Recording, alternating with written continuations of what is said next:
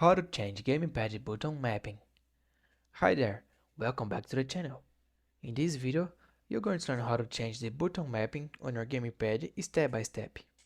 Whether you're using it on Windows or through the Steam, this quick tutorial will help you remap your buttons easily so you can play your games your way.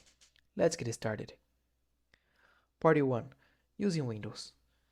First, make sure your controller is connected to your PC. Wired or Bluetooth, both work. Step 2. Open the Microsoft Store and download the app called Xbox Accessories. This only works with Xbox controllers. Step 3. Open the app and your controller should appear. Click on it and then choose Configure. Step 4.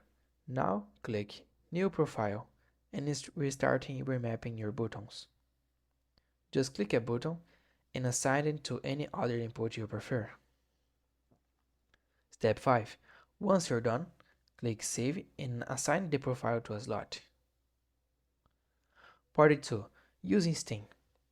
Open Steam and go to the top left corner. Click on Steam, Settings and Controller. Step 2. Then click General Controller Settings. Enable support for your type of controller, like Xbox or PlayStation. Step 3. Go to your game library. Right-click the game you want. Properties, Controller.